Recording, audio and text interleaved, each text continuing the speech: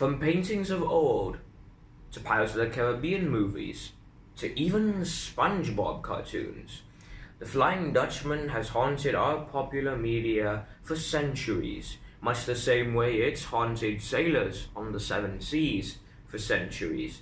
But what exactly is this ghost ship, a bringer of doom and death? Where did it come from, and how has it been able to persist in the myths and legends which we know it for today? In this episode of Avanexplains, we're going to take a look at what is the Flying Dutchman.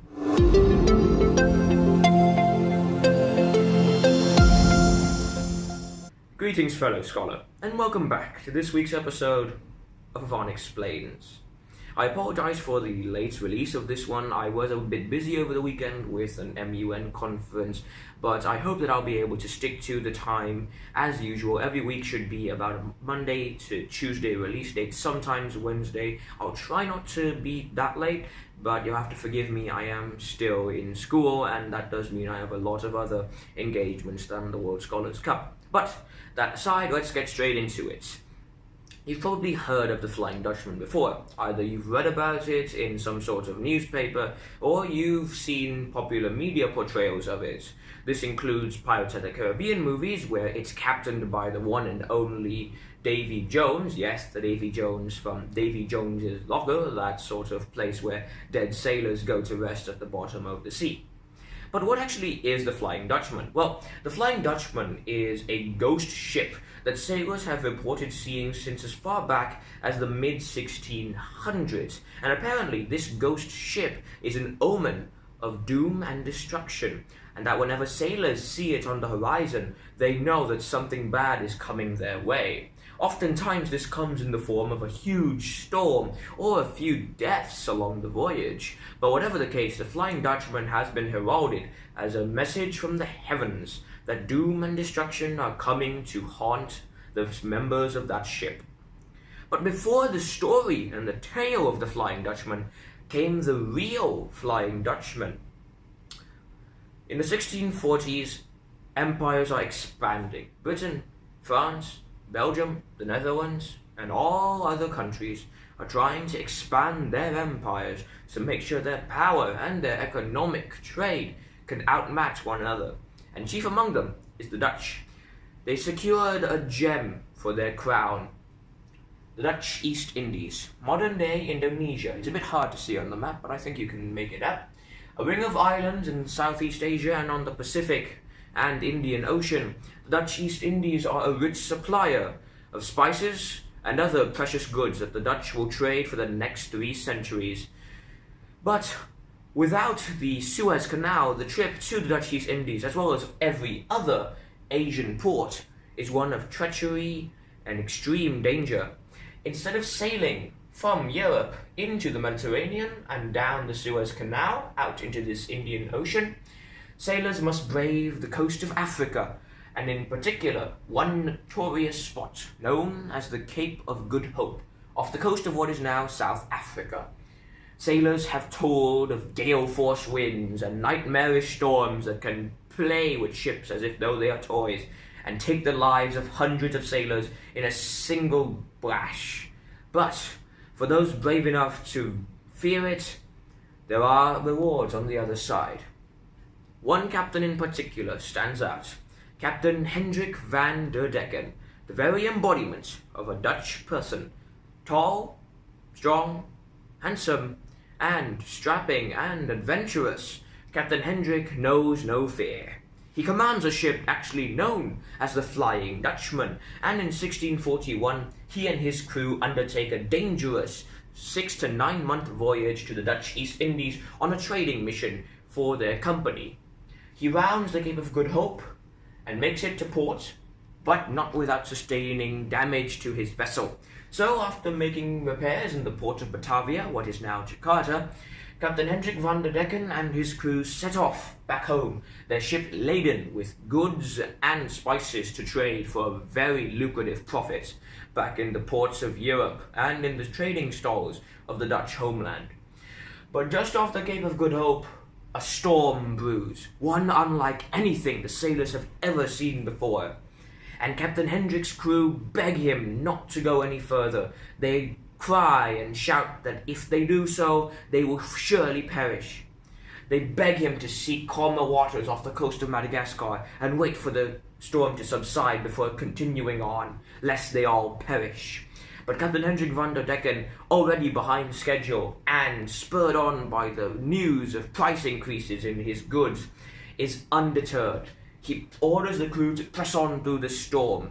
The sailors, unable to do anything in their protest, will comply with his orders. The Dutchman is never seen again.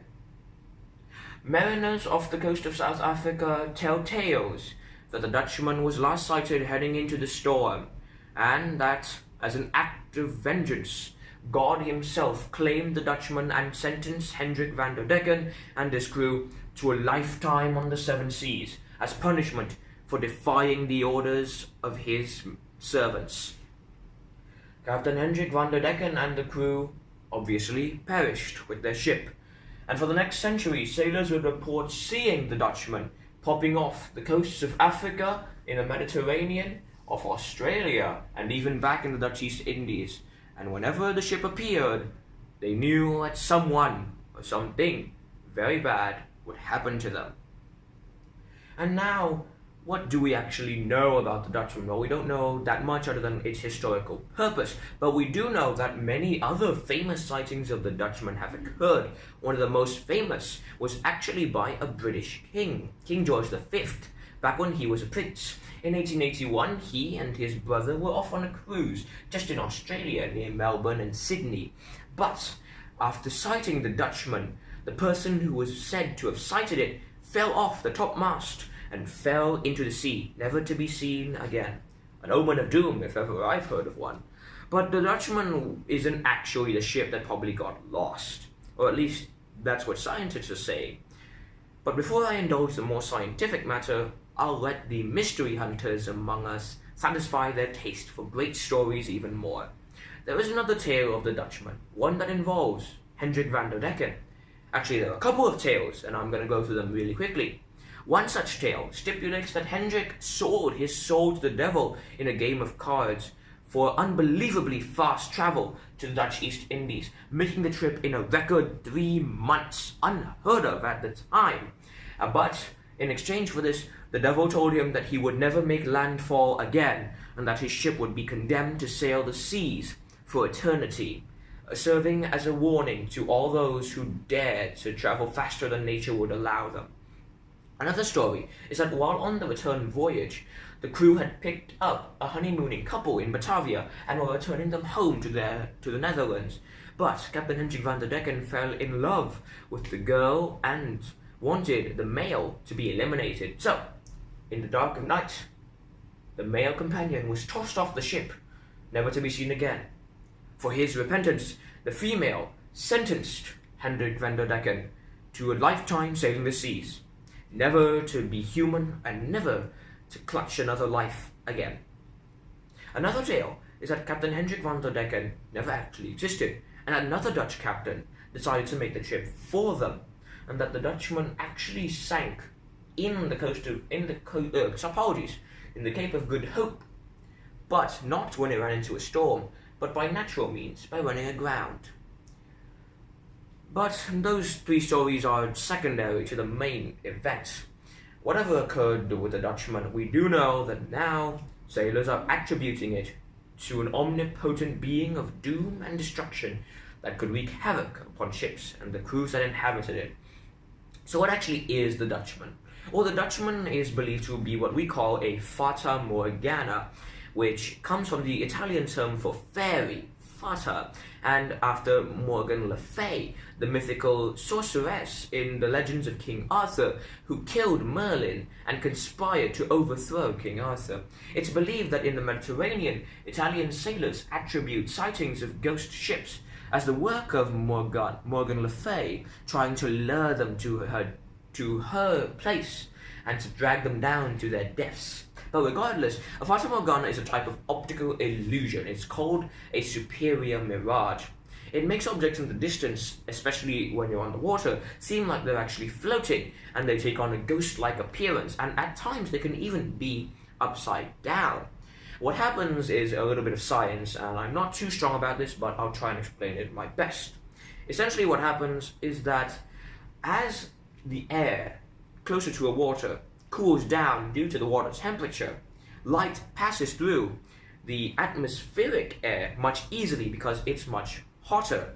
However, it actually bends or refracts off of the cooler air surface, and your eyes, perceiving this light in the distance, think that it traveled in a straight line, when instead it's actually being bent. So your eyes perceive this optical illusion as something floating in the distance, or even being inverted. And that's the main science behind a Fata Morgana. This is the most logical and the most well-supported theory of the Dutchman, but there aren't many more other than that, so we're going to have to go with this one. So, sorry mystery hunters, but I think science just solved this one for you. Before we do though, actually, I will indulge the more fantastical tales of the Dutchman and explain some of the lore behind it in popular media. For centuries, after the Flying Dutchman sank, people have been putting it into paintings, and especially famous realist and impressionist painters who would depict the Dutchman as sort of ethereal vision on the horizon, something that would appear for a moment and then disappear the next. But in Pirates of the Caribbean movies, Dutchman came up in movies 2 and 3, Dead Man's Chest and At World's End. In these movies, the Flying Dutchman is captained by one Davy Jones.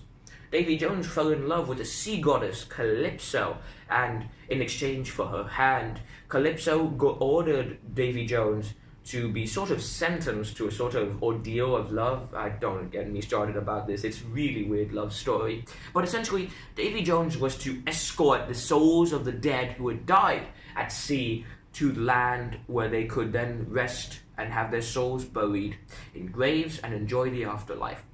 But after failing to do this, Calypso began to sentence Davy Jones to eternal damnation. He was no longer made human, his heart shriveled up, and it's believed that he and his crew were never able to make landfall for 10 years. And after those 10 years, only one day could they set foot on land.